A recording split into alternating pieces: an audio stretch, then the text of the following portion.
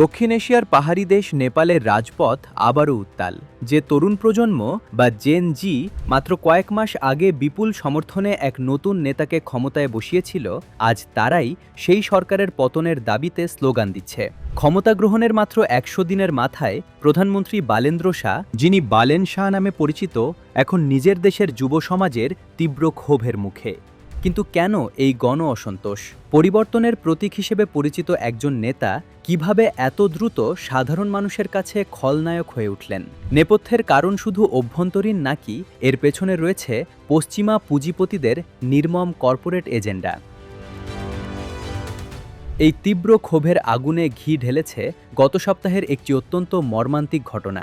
কাঠমান্ডুর রাস্তায় ২৫ বছর বয়সী রাইড শেয়ারিং চালক গণেশ নেপালি যখন গ্রাহকের জন্য অপেক্ষা করছিলেন, তখন পৌর পুলিশ এসে আকস্মিকভাবে তার মোটরবাইকের চাকায় তালা মেরে দেয়। জরিমানাকে কেন্দ্র করে পুলিশের এই অনমনীয় ও নিষ্ঠুর আচরণের প্রতিবাদে চরম মরিয়া হয়ে নিজের শরীরে পেট্রোল ঢেলে আগুন ধরিয়ে দেন গণেশ। পরবর্তীতে চিকিৎসাধীন অবস্থায় তার মৃত্যু হয়।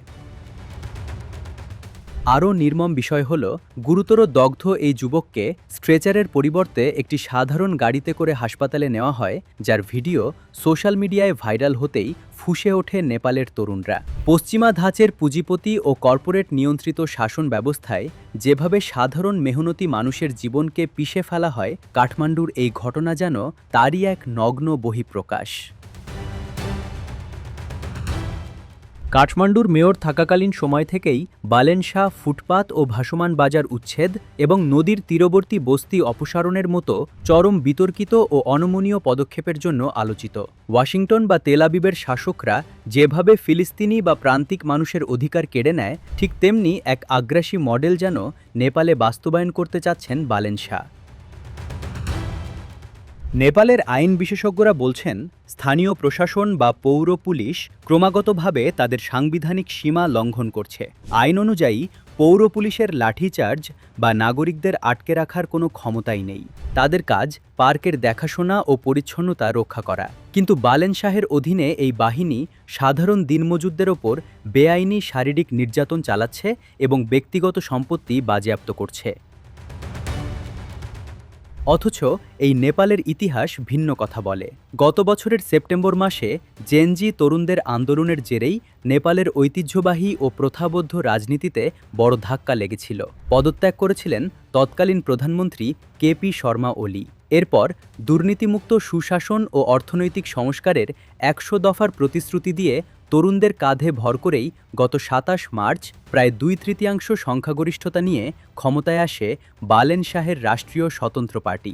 কিন্তু ১০০ দিন পার হতেই সাধারণ ভোটাররা দেখছেন, সুশাসন তো দূরের কথা, উল্টো উচ্ছেদের নামে আইনি প্রক্রিয়াকে পাশ কাটিয়ে ২৫০০-এরও বেশি ভূমিহীন পরিবারকে পুনর্বাসন ছাড়াই বাস্তুচ্যুত করা হয়েছে।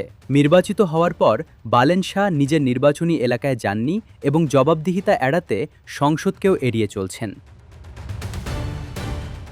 সাম্রাজ্যবাদী শক্তিগুলো যেভাবে পরিবর্তনের বেগ ধরে তৃতীয় বিশ্বের দেশগুলোতে নিজেদের পছন্দের পুতুল বসাতে চায়, বালেন শাহের এই একনায়কতান্ত্রিক রূপ যেন সাধারণ মানুষকে সেটাই মনে করিয়ে দিচ্ছে।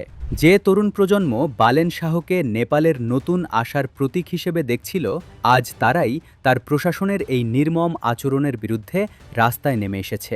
কাঠমান্ডুর রাজপথের এই আগুন প্রমাণ করে, জনগণের অধিকারকে বুড়ো আঙুল দেখিয়ে কোনো কর্পোরেট বা আগ্রাসী শাসন মডেল বেশিদিন টিকতে পারে না। নেপালের এই জেনজি আন্দোলন কি পারবে দেশের মেহনতি মানুষের অধিকার ফিরিয়ে দিতে, নাকি ক্ষমতার দম্ভে দমন করা হবে এই প্রতিবাদ? সময় এর উত্তর দেবে।